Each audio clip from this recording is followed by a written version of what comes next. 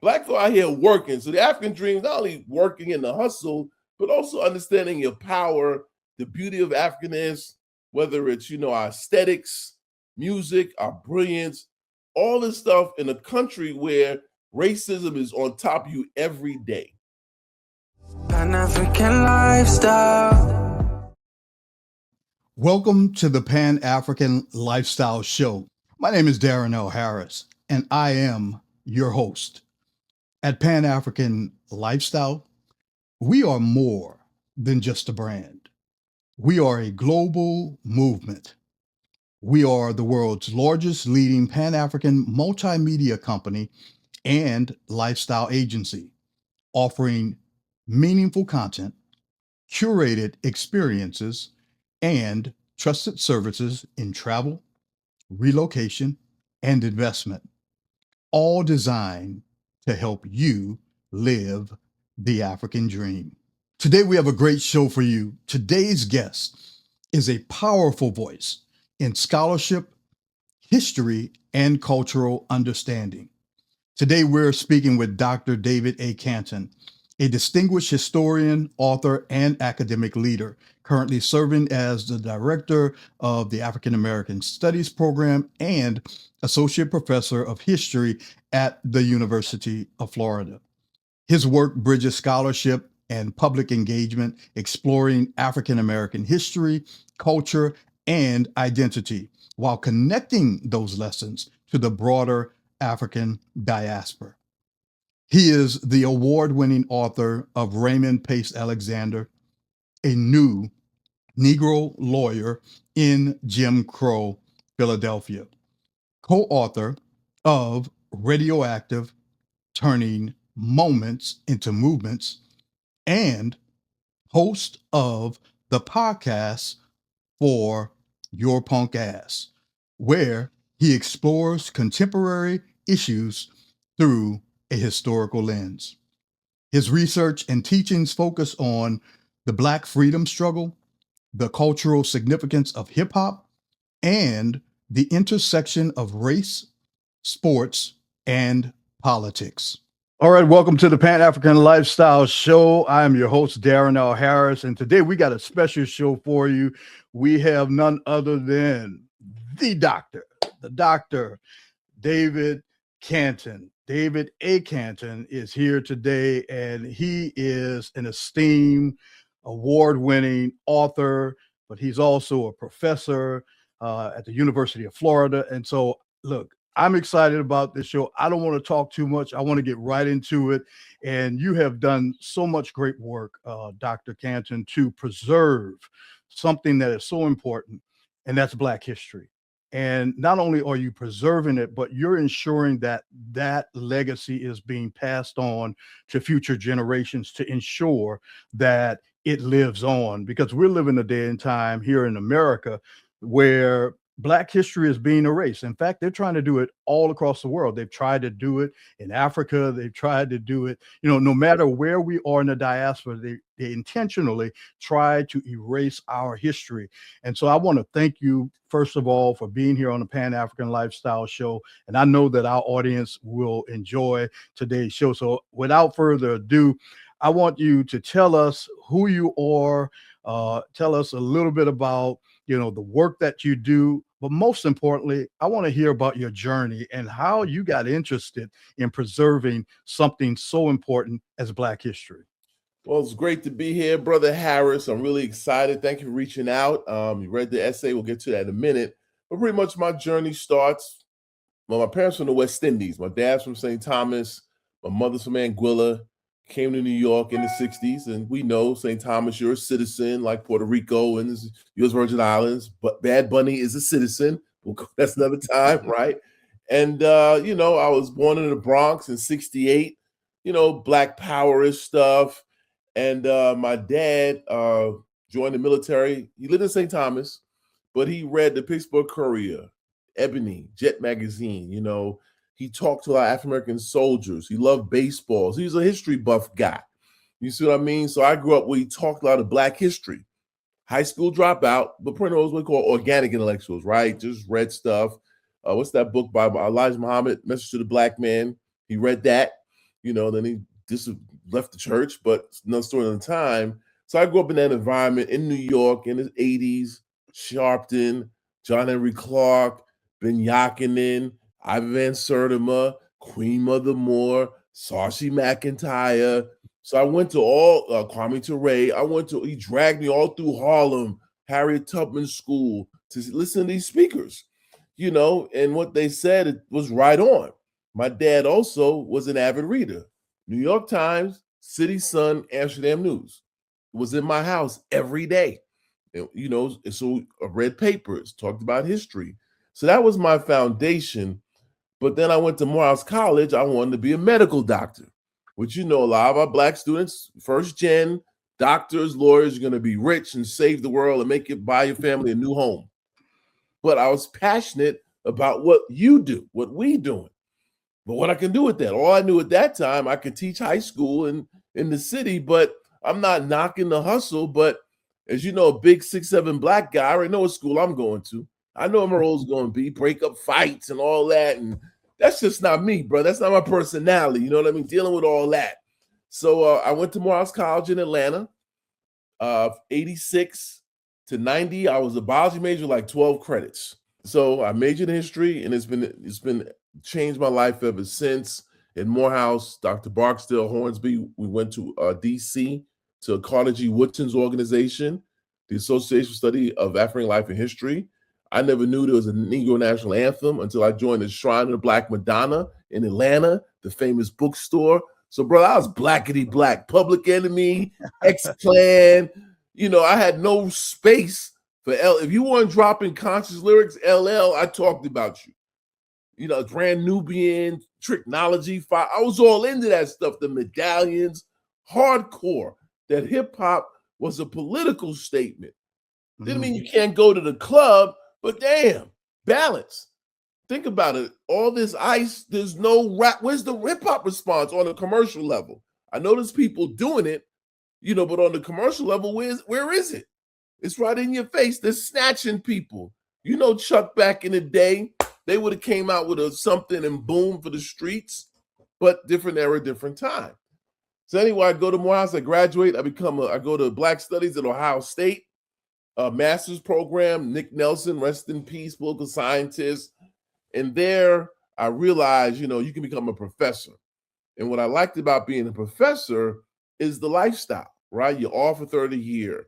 You control your time. Because my dad worked 2 full-time jobs for 30 years. So he's in and out, working, constantly working, taking me out, falling asleep because he's tired. You know what I mean? So this was a life where you can see your kid. I got 3 adult children, 29, 27, 22. And I was around. Hockey games, basketball, PTA. I was around to help, guide them through. So I appreciate that. But also, as you know, in our world, Malefe Asante, Karenga, I've met them all, engaged with them, John Hope Franklin, all of them. You see what I mean? So definitely I grew up in this, and I'm passionate about it because, as you know, John Henry Clark said, if you don't know your history, Woodson said it, you go through the back door. That stuff is real, right? And we see now with the erasure, or we think humanity is a waste of time. You can't make money. Let's get the bag. Let's get the bag, right? Everybody's focused on Boyce Watkins, get the bag. Gentlemen, we've been so you could do 2 things at once. You can get the bag and read Before the Mayflower. It's not contradictory. You see what I'm saying? And my last point, I thought about this. So we know the Black Panthers, right? Think about it. What was the Black Panthers' net worth in 1968? But they were the most feared group in America by Hoover, feeding kids breakfast cereal, Fruit Loops. Why? The ideas. Hoover wasn't surveilling John Johnson of Ebony. He wasn't surveilling Wilt Chamberlain, Bill Russell. He didn't care about them guys. So money or ideas and organization. You see? And the Black Panthers had Black History Clubs in Merritt College, ideas. They organized. You're a threat. Capitalism isn't feared by other capitalists. Jay-Z is not a threat. That's what we love to think. The Black billionaires, man, please, they're on the low totem pole. What they're worried about, you and me, organizing folks to vote. You're more of a threat. And we ain't got 50 pennies. Well, we got some money, but we're not broke, but you know what I mean. But for many of us, just get the bag. I can't do anything about the system. Let's focus on ourselves. That is a formula for disaster. You have to be able to do what I call a two-step. It's not that deep. Black folks do that for years. I fight racism externally. Internally, I support Black businesses, and it's a dance. But unfortunately, like the boys in Washington, we binaries. We think binaries, right? Either I'm Boyce Watkins raising all his money, wealth, blah, blah, blah. I'm never seeing NAACP, vote, right? It's both. It's not that deep to me. You can do all three. Then we add the Africa piece, where there's so much information we'll get into later. I talk about that, right? Been to Ghana 4 times. My foot has been in the toe of the Atlantic through the whole joint, from the dirty beaches in the Bronx to Labadi Beach in Ghana, to Caribbean, dipping my toe in the Atlantic Ocean, to the beautiful beaches and islands. Been there, done that. And as you can see, I'm just passionate about African people because what is ancient Egypt? I know that the white, they still tripping. We have done so much in humanity. And like my piece says, especially in this damn 200-something years of free labor. Man, I almost cussed with me, I'm sorry. Jim Crow, underpaid labor. Think of all the scientific ideas, but we didn't control the means of production. The sister that just died for Gladys West, GPS, she should have been a billionaire. Lewis Latimer had to work for Thomas Edison in Jersey. He didn't control a lab. So all these bright Black people work for white people and get underpaid, ripped off, patent stole. So it's not just music. Richard Pryor and what's his name, Pat Boone, who stole it. Now we see Jack Harlow, Justin Bieber, Post Malone, all them folks get on my nerves. They start with Black people, then they shift up. Travis Kelce. We got to start letting them people hustle. You know what I mean? It's just so, bottom line is, as you understand, brother, it's never either or for me. I can vote and go support a Black business. I can vote and be Pan-African. I can vote, have an African name, Christian name, straight hair, but who you date, none of that bothers me. It's all about building community and ensuring that we demand, it's not begging. We pay sales tax, don't we, every day? That's federal money. Look at your check.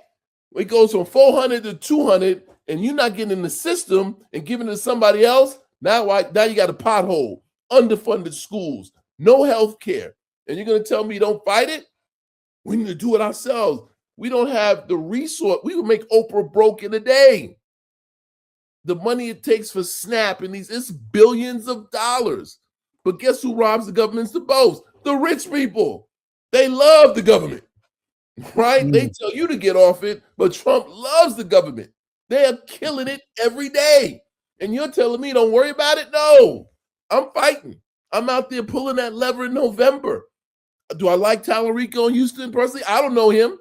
But if he wins, I'm gonna be up in his you know what, or else we're gonna primary you in 6. Act right. That's all you gotta do.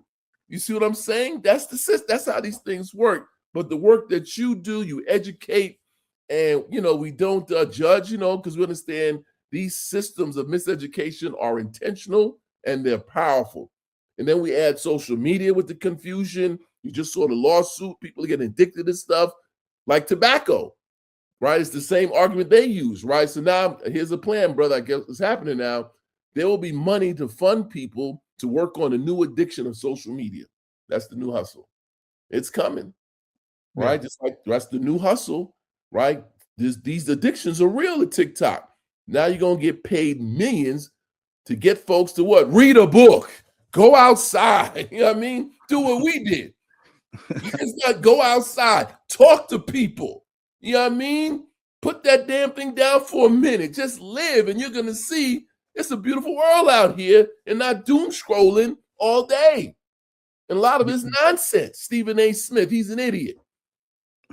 Leave it alone. You know what I mean? And that's what people are doing. So hopefully we'll see. But yeah, bro, what y'all doing is great work. And again, the continent, the misinformation. How many African-Americans, we vacation everywhere, never been to college, just burns me up. And these are folks with money. And when I find that, I was trying to plan a group in New Haven, and I realized that they feel more comfortable going to Ghana if I go with them. Like, what does that mean? You go to London, you go to Germany. What? I got no secret sauce. You ain't getting robbed. What are you talking about?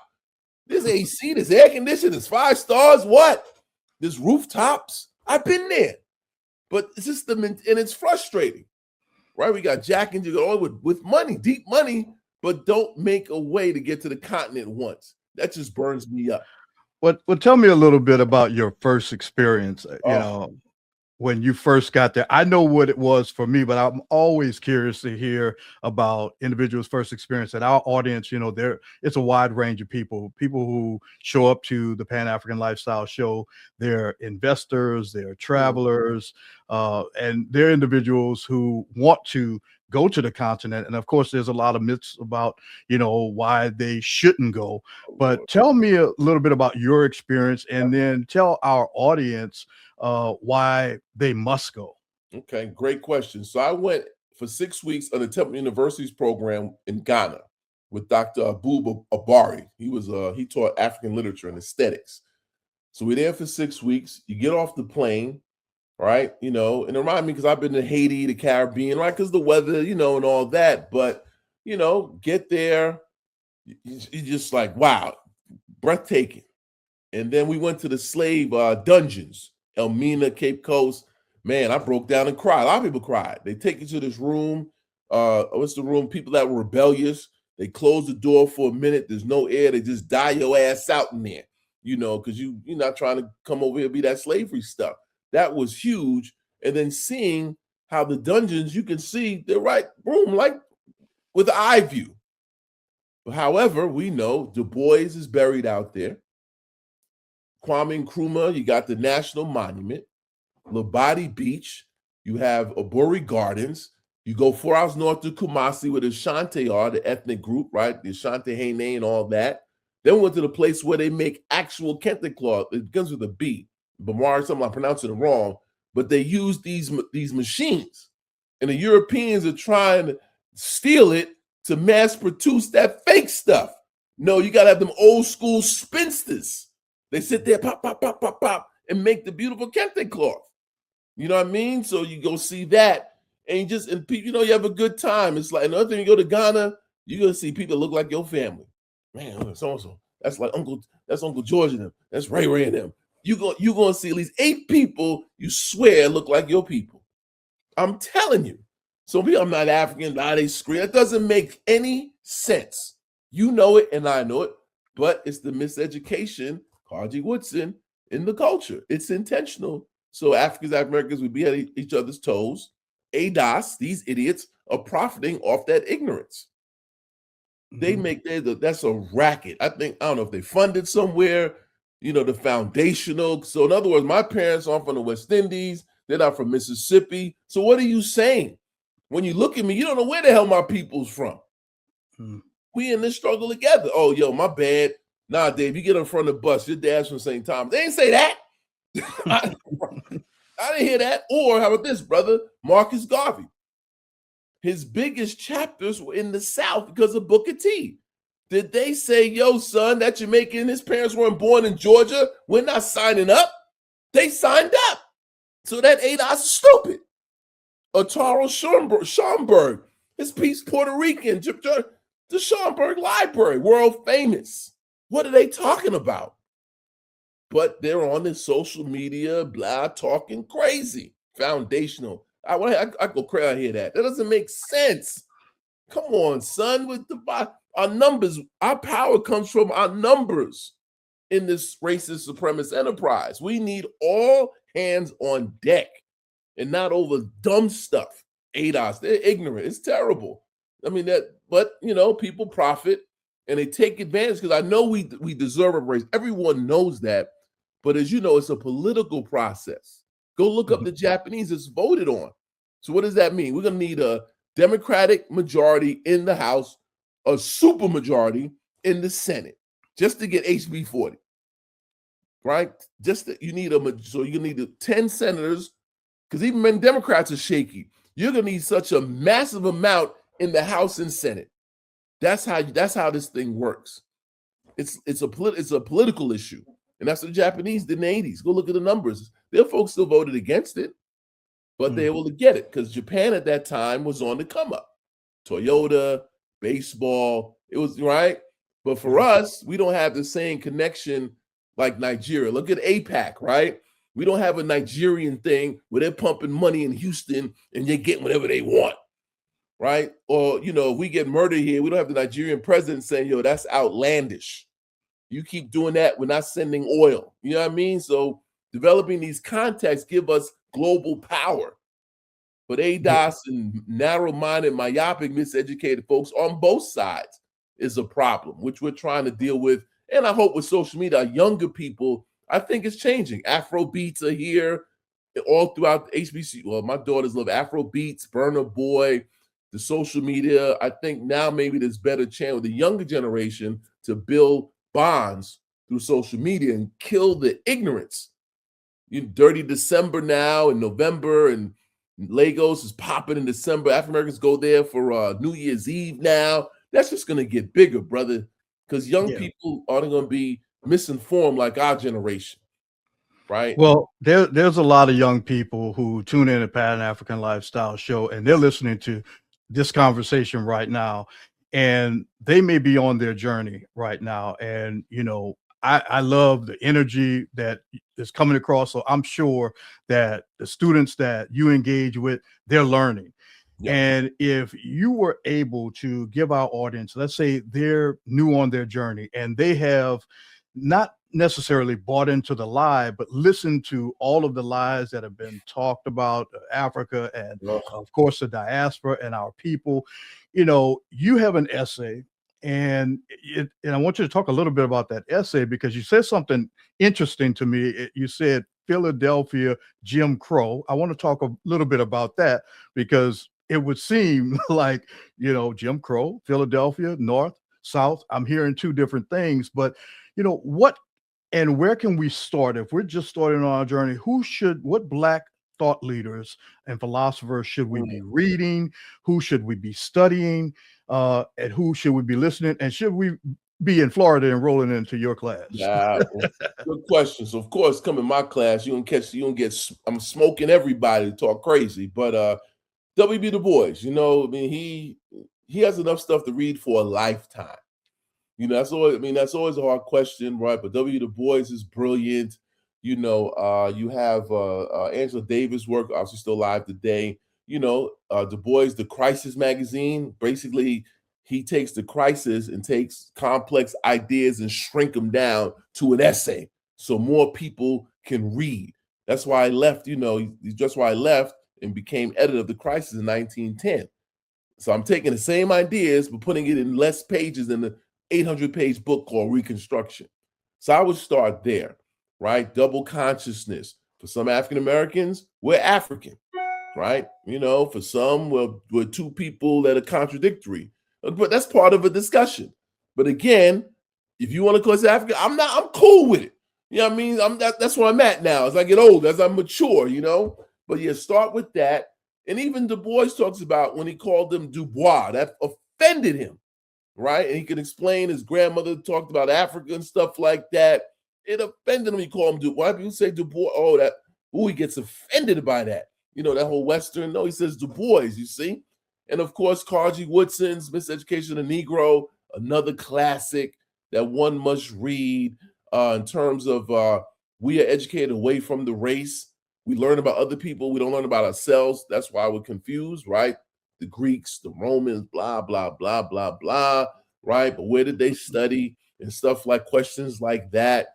In this country, the founding fathers. In fact, I had the New Republic surveyed some historians about 250-year anniversary of American history.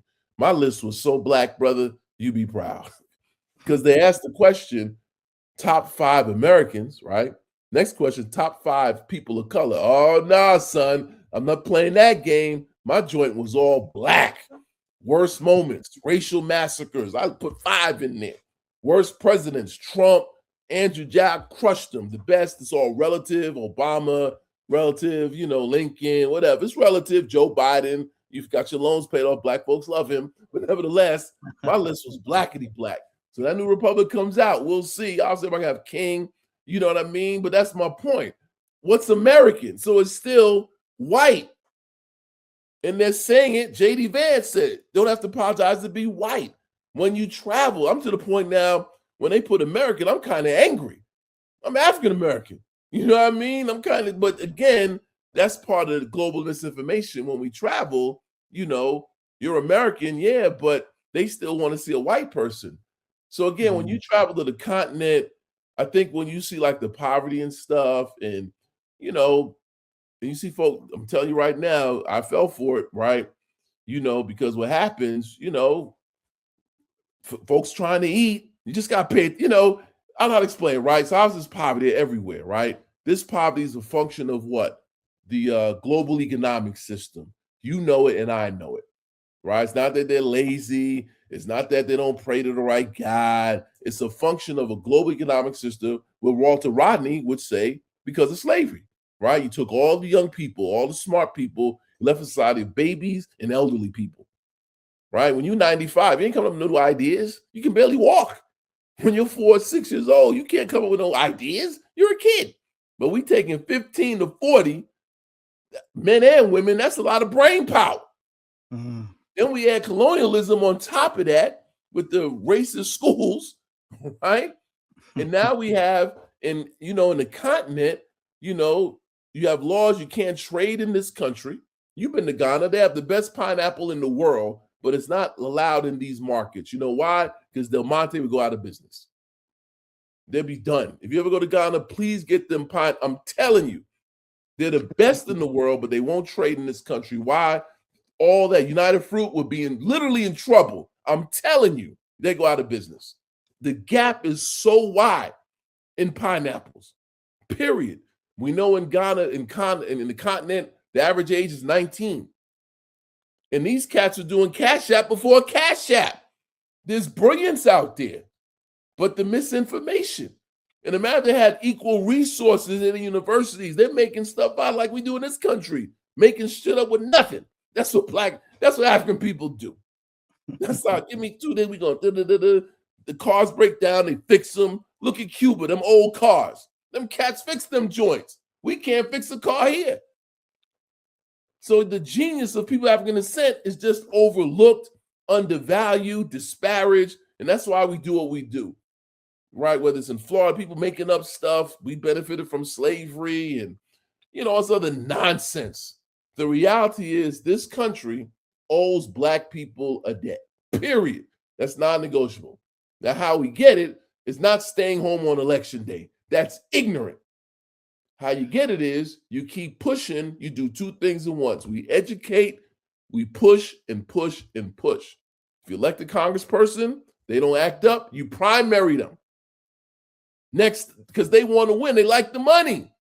Politicians are there to keep winning and keep eating and help people. I'll give you that. Look at Bill Cassidy, the doctor in Louisiana, right? He brought in your man, Kennedy, Human Health Services, right? Knowing he's a liar, he's not a medicine guy. Kennedy promised Cassidy, senator from Louisiana, I'll be okay, I'll check with him. Then Kennedy says, yo, this dude's crazy. Oh, he is? They're primarying him right now. He's shaking in his boots. They found some white woman to see the game. And that's a white man, Republican. He's shaking in his boots because he's being primaried. That's all you got to do. Sometimes you can learn from the enemy. Wow, so if someone acts up, we threat them with a primary. How do you win an incumbent? You get people out the vote because nobody shows up in those elections. It's not that deep, brother. But again, the misinformation. A lot of it's spouted by African Americans who are taking advantage and making money. I don't like that. Really burns me up. And they know it too, right? Because they know in our history, right, which is real, we don't trust it. So they are taking advantage of people's fear, doubt, and making money from that because it's not factually incorrect, right? But what you're promoting is not helping either. So how do we deal with that? We have social media, and of course, here at Pan African Lifestyle and Pan African Lifestyle Show, that's why we're having this conversation with you. How do we prevent? And in some cases, now we have to create a cure of sin, because the prevention is better than the cure. But in some cases, because it's become so entertaining as well, we have people who say I'm Pan-African. We have people who say I'm pro-Black, but they don't necessarily represent what true Pan-Africanism is. Right. So what do we need to do to preserve, of course, our integrity as Pan-Africans, as those who are making sure that, we, stay true to who we are, and, deal with individuals who are taking advantage, as you Right. alluded to?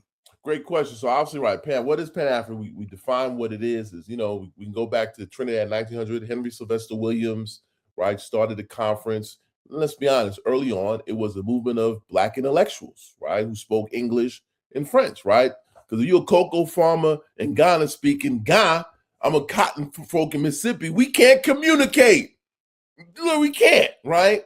So it's the intellect, right? Starts there, but over time we see with Garvey, it trickles down to more people African descent, right? So we know in the diaspora there are people who think like us, bigger numbers than we think. I think we organize through social media, but unfortunately we have folks on the other side who just is in the names of Pan-Africanism or Blackness or foundational, that their angle is counter to what Pan-African is, right? They're focused on only reparations rather than, okay, that's part of it, but how do we build diaspora, right? Yes, there's some continental Africans that come here and have challenges.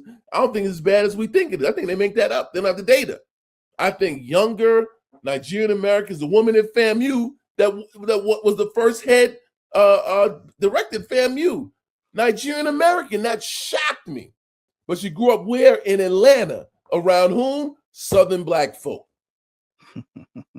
Right? And then she went to the Centers for the Oscars. You see what I mean? So I'm guaranteed there's younger, born here, playing sports, hanging out with African Americans, and they don't think like their grandparents. They don't think like their parents. You see what I mean? So again, I don't like to always use the time, wait for time. You have to wait, but time does make a difference. So I'm thinking with younger people, I'm excited, the young people on here that form connections when you go to the continent. Go to my daughter now is in the Dominican Republic for Peace Corps. She's going to take a class in Creole. She's doing Spanish, hanging out. She went to Chile. She was in Ecuador. She gave tutoring to like Black Ecuadorians. She's all over that. That's what we're talking about, folks. Peace Corps, 2 years. When you go to undergrad, study abroad. I didn't do it at the time. I was narrow, provincial. I don't want to miss the Yankees, but now it's so that doesn't exist. You can watch every game on your phone and miss nothing in the States. So that excuse is dead. You can watch the NBA season from your phone. You can watch whatever, your movies from the same phone. They have internet in the continent. Don't think crazy. So I'm excited about younger people connecting and changing this world. And I'm one of those cats. I don't fear young people. I don't disparage them, what they're not doing. Because they said that about us in the 80s. Why don't you tie your shoes? Say, what's that hippity hip hop? They said the same thing in our generation. You taking Black people back. I don't fall for what I call the nostalgia trap. That's a trap. How do we build? I learn from young people. PDFs, the tech stuff. We're all useful in this game. We learn from each other and not, bash them all the time. Back in the day, we had the same issues. No social media to bust us. We do the same things as the young people do. That's why you're young one time, right? So I don't describe that. So when I teach students, I don't berate them. You're useless back in the day and all this other nonsense. I admire them in a world that's very complicated. You got AI bots, information, lies every day, and literally you can't tell if you don't have a critical mind. That's a lot of pressure. That's a lot to think about, right? In an economy that's crazy, you're not guaranteed a living now. AI and this and that. Man, it's like my dad used to say, my dad came through, no high school diploma, just worked 2 jobs, stayed in New York, got his pension, put your head down, stay out of trouble. He said, what's your generation going to do? I'm like, what are you talking about? That's what I say to my kids. They can't afford kids. It's too expensive. They can't afford. How do you make it? As my dad would say, how does somebody make it? How do you make it? So we're doing a generation with these anxieties, which are real. So when I teach, I say, okay, now when you come to college, you have a whole different game plan than I went. Critical thinking, networking, interns. What are you passionate about? And whatever that is, get all into it. Whether your parents like it or not, your cousins, you got to be passionate. As you know, brother, it matters. You see, but I admire these young people because this world, I'm telling you, brother, like I might have gotten the last generation of higher ed where we had it made. The game is changing. No more full-time tenure jobs, adjunct, AI, YouTube, learn at home. They're killing higher ed in this country. It's too expensive. I just got in 2001. Just got in. So I know why students are very uptight. So I'm really trying to, create a way that, relax. Let's get this going. If no guarantees, but definitely let's really make education what it was. Learning how to critically think for yourself and not be persuaded by these idiots on the other side. I'm critical of the white left because they only talk to white people. Ezra Klein, Bernie Sanders, AOC, they don't talk to black people, right? Their whole thing is black people will vote Democrat, but we're going to talk to these moderate whites and these others, but you can't win without black people. And they refuse to accept that. Yeah. Because their thing is, if we work for black people, the whites let them leave. If they don't want health care, that's on them. Right? They don't want clean water, bye. Because when we win, like in Reconstruction, they're going to get stuff. Yeah. Yeah, there's a lot of latte sipping liberals out there who are so disconnected from, our struggles as a people. And this has been a real dynamic conversation, and I've enjoyed this conversation. So we got to have you come back because you're spitting a lot of fire, and that's exactly what we need to hear. I know that our audience, a Pan-African Lifestyle Show, that they have enjoyed this show. So we need to have you come back. But before we go, I want to ask you more of a personal question because we've been talking a lot about Black history, and we talked about a lot about the young people, and you work with young people, you educate them. From your perspective, what legacy do you plan to leave on this earth for the people of African descent and those who may be on the continent? What legacy will you leave? That's a great question. So obviously my 3 children, instilling in them the love of history, reading, helping other people, understanding, the diaspora. My kids are definitely, they've all been to Ghana, right? All been to Ghana. My youngest, she's the most traveled, Philippines, DR, Dominican Republic, Ecuador, Chile, Italy, Spain twice, and every time she goes abroad, she's finding the African Latino, the Africans who speak Spanish, it's like the Dominican baseball team. All the braids and the cornrows. What? And dancing is what's his name? One of the pockets, the dancing locker room. You know what I mean? Hey, they cheated them on that last ball. They cheated them. That was a ball. They got cheated.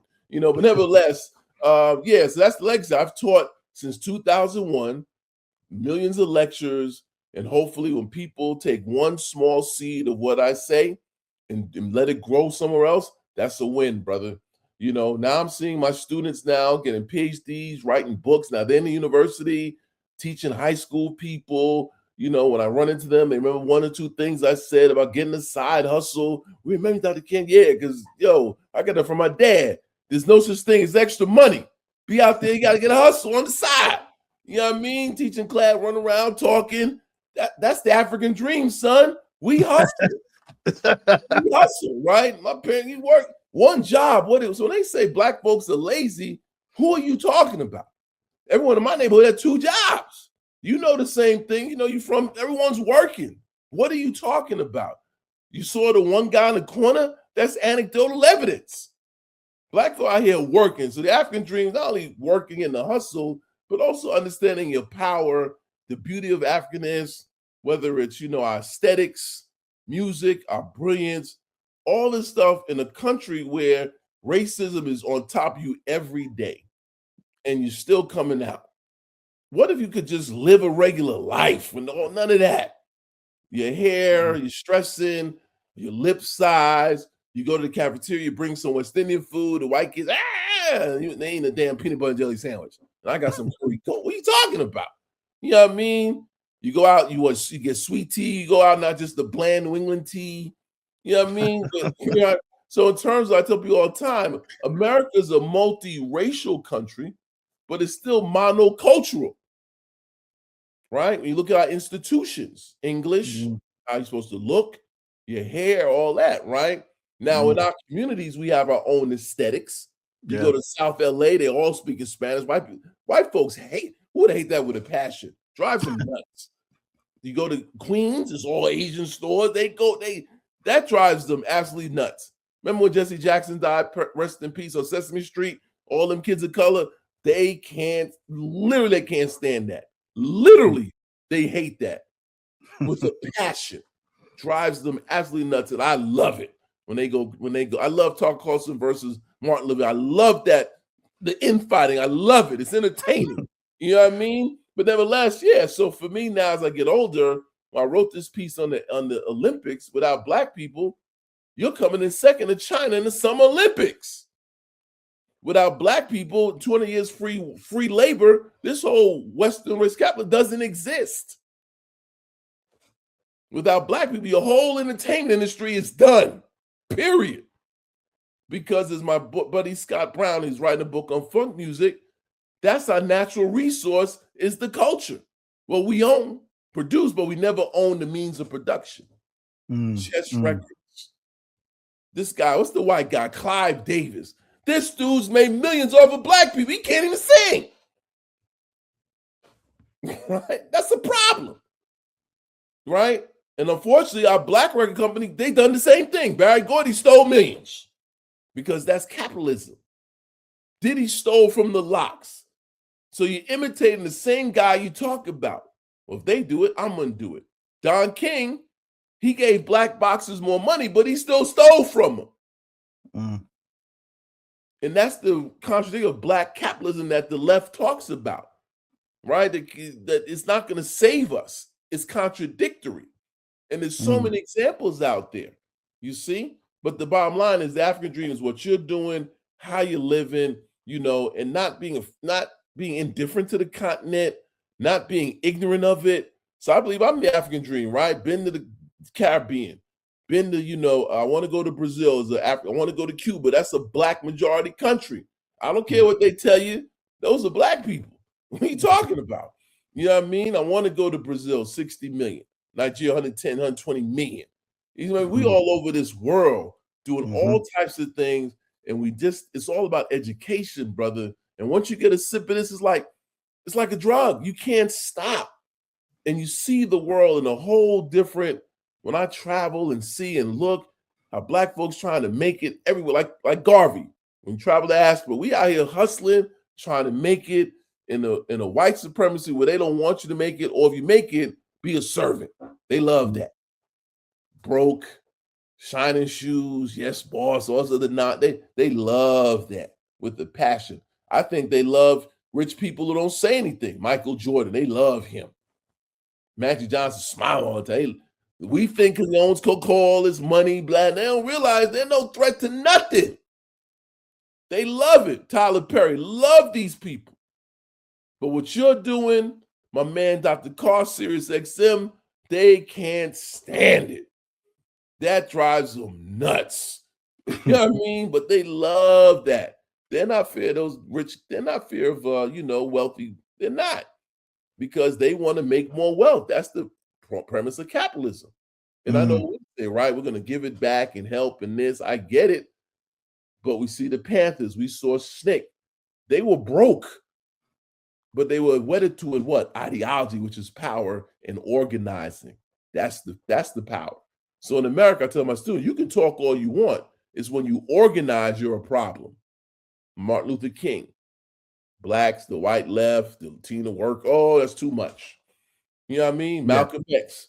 You know what? Voting's not a bad thing. Oh, wait a minute, that's too much now. I'm not just going to talk about bean pies and internal, and I'm going to expand this and work with other people. That's too, whoa. That's more threatening than the language he had before he left. Yeah, we definitely gonna have to come back and talk, because you're hitting on something that burns me up too. See, yeah, they love 63 King, but they hated 67 King. What? He was one of the most hated dudes in America. Look at the Post. Right? Talked about capitalism, militarism, and poverty. We want the 63 King. Oh, so, but even that's misinterpreted. When you look at the speech itself, he talked about all the uncashed check. They never talk about that. They sanitize them. It's in my civil rights class. Huh? That's all my they want, point, brother. They want to talk about the dream and the softness of it. Man, this dude was a Morehouse grad, mind you. There you go. And when you go to his monument in D.C., racism's nowhere in them 10 little quotes. That's my point. You see what I'm saying? This is what we do is so important. Yeah. History, and really, and I tell students, I can tell them all the time, history is not just facts. It's an interpretation. So we look at a glass of water, half empty or half full. For Republicans, Black people is overflow. We're taking stuff back, right? Y'all got too much, right? But for the nuanced thinker, it's two things at once. Have we made progress? You cannot deny that, brother. You know what 1926 looked like? We wouldn't be doing this. Well, there's no tech, but man, you get snatched up, lynched, murdered, and nothing will happen. At least now, you watch the Jeffrey videos, leave Black people alone, I'm gonna punch you in the face. I can act back, right? At least now I can kind of live. I mean, they found some lynchings in the South, I get it, but at least relatively, I can walk to Publix and no white folk act up. I'm gonna take it. I can go to college, I can be a doctor. However, we also know, we look what I call the gap stats: health, education, wealth, income, home ownership. There's a gap between Blacks and whites. But for conservatives, we don't want a house. We smoke crack. We're irresponsible. What are you talking about, right? For us, it's systemic racism through policy, redlining, right? We got food deserts, underfunded schools, Black boys getting suspended at 4 in kindergarten. How the hell you suspended in kindergarten? Getting arrested, we used to fight school. You don't get suspension now. You get a record. Now you're done. Shutting schools down, building prisons. There you go. The charter schools, I noticed many out there, is destroying, because now they close public schools. They're under-enrolled. That's what folks were saying 30 years ago. See what I'm saying? That's systemic. And we know with charter schools, if you act up, you done. That's why they call public. So for kids who got issues, and these are real things. All these kids back in the day, you weren't diagnosed, system, brother. Right? People got challenges. Okay? So again, these are systemic, but it depends on interpretation. So for me, I'm nuanced. I can admit there's progress. Not because white people let us, because we made it happen through struggle. Nothing's given to Black people. Jackie Robinson, you don't get anything free up in this piece, right? But at the same time, it's in our way because we got the data to back it up. Black women's maternal rates, even middle-class Black babies are dying. The average of poor white people, and Black women, they go into prenatal, they got health care, they got decent homes, right? But they're stressed out, racist, sex work, the sun come home at night. That's a stressor. You go to work, racism, microaggression, that's a stressor. And they think Black women feel no pain. Now, Serena Williams almost died. There's studies. But there's also a study that says what? There were white people in med school in Virginia still thought Black people feel less pain. Ain't that crazy, brother? And this is med school, not some redhead, what's his name, crackerhead in Mississippi with missing teeth from meth. These are medically trained people. Where they getting this from? This shit go back to the 19th century when Black women were delivering 20 babies because of slavery being raped. They don't feel it. These are what we're talking about. You see what I mean? But if you coding all day, and stem. You don't know this stuff. And when you hear it, you don't believe it. You think it's not important, but it is. Why do you think they're bringing back Western Civ in these universities? Or civil, right? Because, for them, Greeks, the Romans, Judeo-Christian, blah, blah, blah, is the best civ in the world history. They fundamentally believe that, right? And they want to force it on you. While we're saying there's multiple civilizations in the world, everybody considers world history, and there's no what I call Olympification. There's no gold standard language. The best language in the world is English. You can't measure that, brother. This ain't a track meet. You know what I mean? It's not a track meet. It's humanity. You see what I'm saying? But that's what the West does. Then they devalue, disregard, disparage, and disrespect African civilization. Unless we're what? Free labor, running sprints, entertaining. They love black Republican idiots, Tim Scott, Kuhn, Byron Donalds. Yeah, I said it. Right? The whole list of those. Candace Owens, ignorant. Stephen A. Smith, ignorant. They love them. You know what I mean? But Stephen A., I'm independent, blah, blah, blah. That's the whole thing. Because they don't vote like most black people think relative to certain stuff, I'm independent. I'm a free thinker. So for me, I'm a democratic snitch. So right? No, I'm a critical thinker, brother, and you say crazy. I critique both sides. There's no neutral in the moving train, Howard Zinn. Either you're pregnant or you're not. The center stuff doesn't, you got to make a decision, brother. The train leaving. What are you doing? But that's how he makes his money. White people love him because he's not like you and I. We're one-sided. We're too much on race, right? We see color. We hate white people. They love him. They can't stand us on them. Everything's racial. Why do you bring up black coaches? You see what I'm saying? Race baiters. Whitlock, another idiot. I love him and Stephen A. should go on Versus. They going at it. So two coons. You know what I mean? Yes, I don't care, right? Because I can't take it. You know what I mean? They're so ignorant, but that's the thing. But what we do, they don't like it because we're telling the truth. We're about humanity. But if you get in our way, talk crazy, we ain't sitting down, right? We're not going to fall back because your truth is a lie. I'm not going to sit here and let you lie and tell me it's not true. I'm not going to let you throw me off my square and tell me black people are lazy. Our IQs are low. We don't do anything. Western shit. I'm not going to sit there and tolerate that. And if you're black, I'm not tolerating that no more. This election, when they always say it always important, this one in November is extreme. They're all important, but now this one is very important. If you want to stop this crazy, you got to control the House. Period. Reparations, this and that. I'm telling you, folks, because this fool, if you get, he's going nuts. Well, in the words of the Orange Man, if we lose, I'm going to jail. Right. I mean, yeah. He's going to jail. Yeah. Cats, all of them. Patel, I'm locking like Denzel in Training Day, right? Prison program, 23-hour lockdown. You know what I mean? You see what I mean? All you know what I'm saying. That's how I'm coming in, right? You know, that's a good quote, right? 23-hour lockdown, shoot program. You know what I mean? All of them. All of them. Let's go. You know, but the moderates, we don't know. That's what we're talking about. But that's how we roll in our community. Oh, we're gonna get you a shade and we get you back. And not in a physical violent way. That's another myth.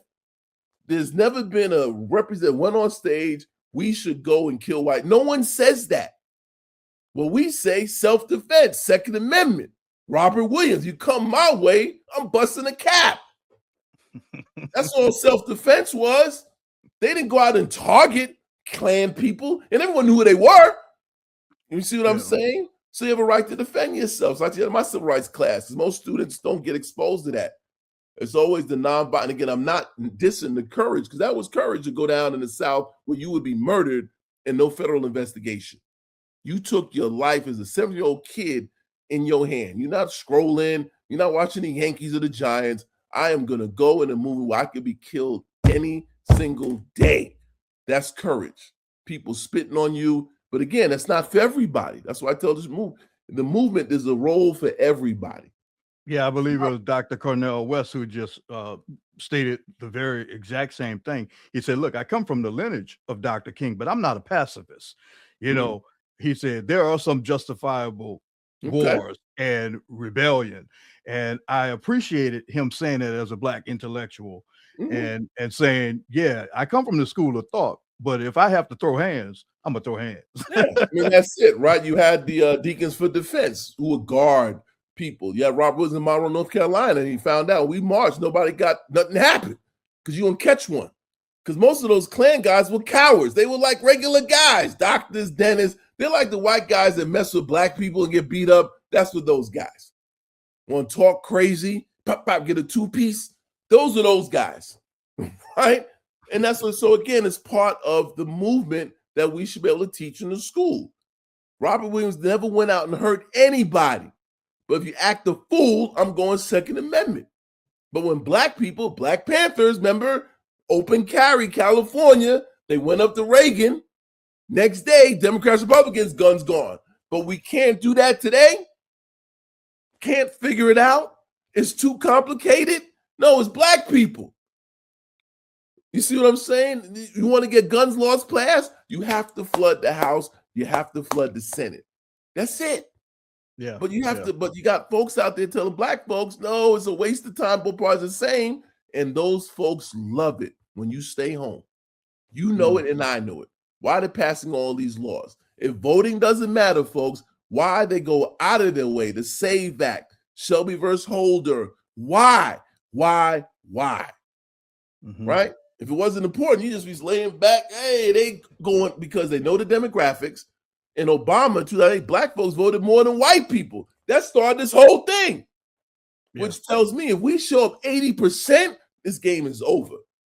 Like in Saw, game over, it's over. You know what I mean? But we got folks in our community sending this mismet, Umar, Tariq Nasheed, I'm calling them all out. Stephen A. They're holding us, they don't get it. But they know it, but that's how they eat. And it's unfortunate. That's what gets me upset. But if they told the truth, they know they lose listeners. And they don't eat. Buy their films, go to their lectures. You know how they make their money? That's how they make their money. They don't work a regular job. Their job is that brand. And how do you do the brand? I get some built-in Black folks who we know from our history, and we work from there. Because it's not misinformation. We don't trust the government. There's a long history of that. Okay. But your solution is not helping. Or your partial solution. Okay, so what about business? I get that. However, all these resources in our community are being denied because we're not voting. It's not an either or, brother. We can do both. That's all I'm saying. We can do both. It's called the two-step, brother. You know how to do the two-step dance in the club. We don't do all that twerking. We two-step, old school. And that's it. That's all we're doing in Black forever in this country. Booker T. Du Bois, two-step. I'm going to build a school. I'm going to go vote all at once. I'm going to support Black Tulsa. I'm going to vote all at once. That's it. We make it more complicated than it has to be. But it's the misinformation. That's why I love what you do. Because I appreciate that. Those folks going out of business. Or they got to switch up. And you know they would. If Black folks started voting, they switch up. We need to vote. I told y'all they would switch up overnight. If Black folks started voting, they would switch their message up. You know it, and I know it. They won't be right. But until that day, they're going to continue to take advantage of Black people's, realities and misinformation and make. I find it so. Oh, it's like those Jack League preachers like Osteen and them. The world's going to hell. Osteen telling you to be calm. What the hell? It's going to be all right, brother. Yo, there's no job, son. What? You know what I mean? Prosperity preachers running hustles, TD Jakes. I said it.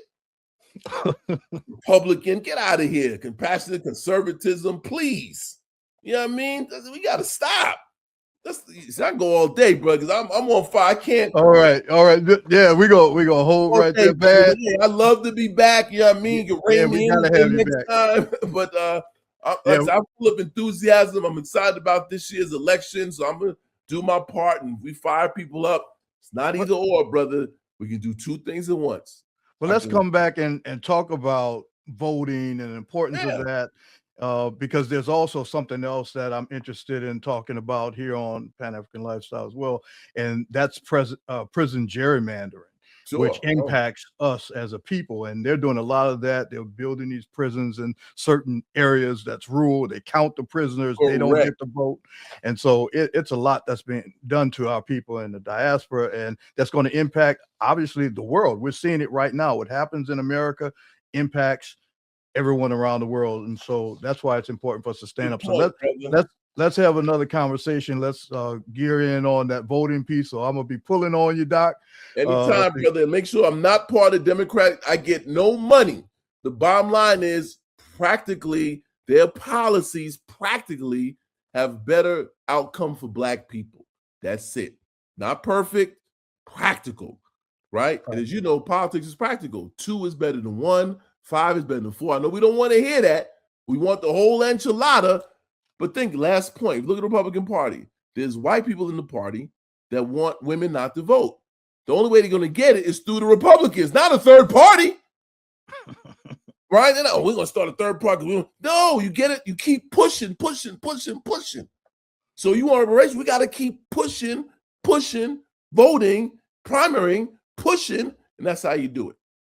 I want to thank you again for tuning in to the Pan-African Lifestyle Show. Follow us on social media at Pan-African Lifestyle and stay connected with everything related to travel, culture, investment, and building a life in Africa. For partnerships or inquiries, email us at info@panafricanlifestyle.com or visit panafricanlifestyle.com. Living a dream, living the African dream.